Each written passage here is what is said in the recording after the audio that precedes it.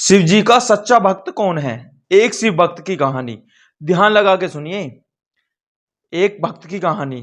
एक नगर में भगवान शिव का एक भव्य मंदिर था, जहां हर वर्ष दूर दूर से भक्तजन शिव जी के दर्शन करने के लिए आते थे। श्रावण का महीना था। दूर दूर से कांवड़िया कांवड़ लेकर भगवान शिव को जलाभिषेक करने आए हुए थे। मंदिर परिसर भक्तों से भरा हुआ था। काफी भीड़ थी। तभी अचानक आकाश में बिजलियां गरजी और सोने का एक थाल उतरा। उसी के साथ एक भविष्यवाणी हुई कि जो कोई भगवान शंकर का सच्चा भक्त है और प्रेमी होगा, उसी को यह थाल मिलेगा। मंदिर के परिसर में उपस्थित सभी लोगों ने यह भविष्यवाणी ध्यान से सुनी। धीरे धीरे सभी इकट्ठा हो गए। जो लोग मंदिर की व्यवस्था देखते थे, उन्हें तो पूरा विश्वास था कि यह थाल हमें मिलेगा, इसलिए वे सबसे आगे जाकर खड़े हो गए। सबसे पहले एक पंडित जी आए और बोले, देखिए, मैं प्रतिदिन महादेव का अभिषेक करता हूं, अतः मैं ही भोलेनाथ का सबसे निकटवर्ती प्रेमी और भगत हूं, इसलिए थाल मुझे मिलना चाहिए। इतना कहकर पंडित जी ने थाल उठाया। जैसे ही पंडित जी ने थाल उठाया, थाल पीतल पीतल का हो गया। यह देखकर पंडित जी बड़े लज्जित हुए। उन्होंने थाल यथास्थान पर रखा और वहां से निकल गए। इसी प्रकार वहां पर जितने लोग उपस्थित थे, सभी पंडितों ने खुद को एक एक बार आजमाया, लेकिन शायद उनमें से कोई भी सच्चा भगत नहीं था। उन्हें भी थाल यथास्थान पर रख के जाना पड़ा। इसके बाद उस नगर के राजा का आगमन हुआ।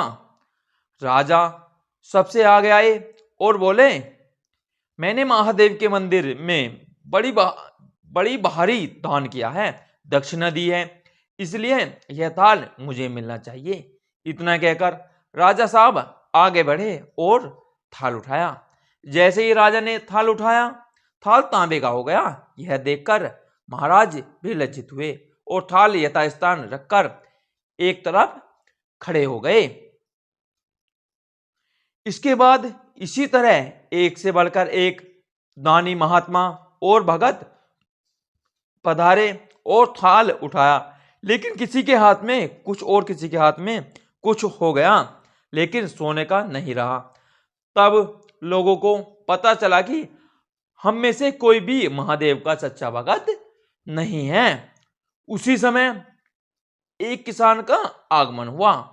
वो बेचारा महीनों बाद आज चातुर्मास के सोमवार के शुभ अवसर पर शिव जी के दर्शन करने आया था। गरीबी और गृहस्थी के भी बोझ तले दबा दिन रात खेतों में मेहनत मजदूरी करके अपना और अपने परिवार का गुजारा करता था।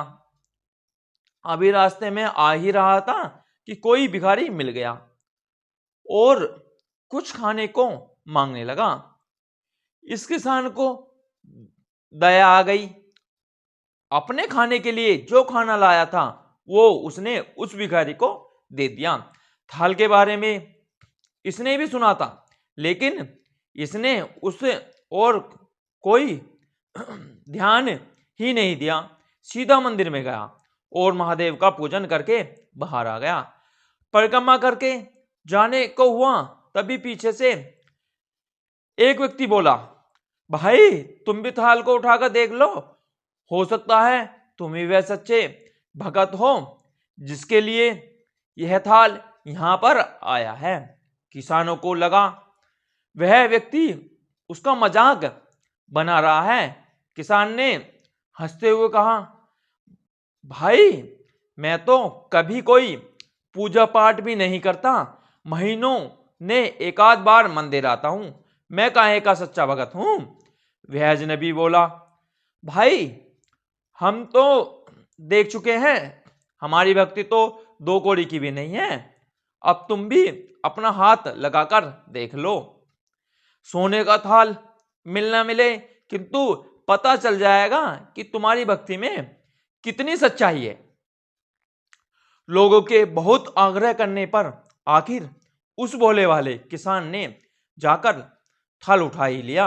जैसे ही उसने थाल उठाया, लोगों के आश्चर्य का ठिकाना नहीं रहा।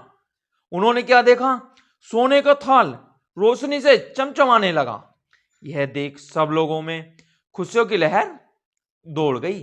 सभी लोग उसके जयकारे लगाने लगे और पूछने लगे कि भाई, तुम ही सच्चे भगत हो, अब हमें भी बता दो कि कैसी भक्ति करते हो जिससे महादेव तुम पर इतने प्रसन्न हैं। किसान बोला, भाई मैं कोई भक्ति नहीं करता, मैं केवल दिन भर खेतों में काम करता हूं और थोड़ा सा समय निकालकर जरूरतमंद लोगों की मदद करता हूं। इसके अलावा कोई विशेष कार्य नहीं करता। लोग पूछने लगे, तुम लोगों की मदद क्यों करते हो? हंसते हुए किसान बोला, सुकून, दूसरों के चेहरे पर मुस्कान देखकर मुझे जो आनंद और खुशी की होती है उसे मैं शब्दों में बयान नहीं कर सकता। शायद यही कारण है कि महादेव मुझसे खुश हैं। इसलिए हमेशा याद रखें, सत्कर्म का आरंभ भी आनंद से होता है और अंत भी आनंददायक होता है। दुष्कर्म का आरंभ भी दुख से होता है और अंत भी दुखदायक होता है। आप सैकड़ों मील की यात्रा करके भी दूसरों का दिल दुखाते हैं तो आपकी वह तपस्या साथ